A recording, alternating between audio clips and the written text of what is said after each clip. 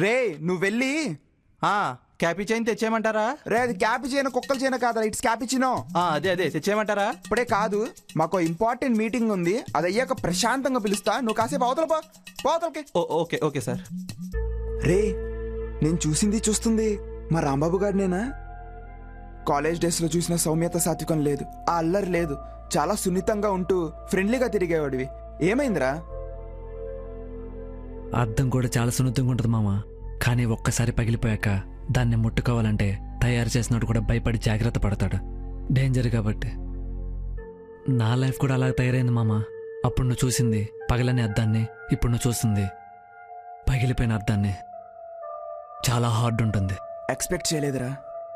ఏదో ప్రాబ్లం అన్నావుగా, చెప్పు.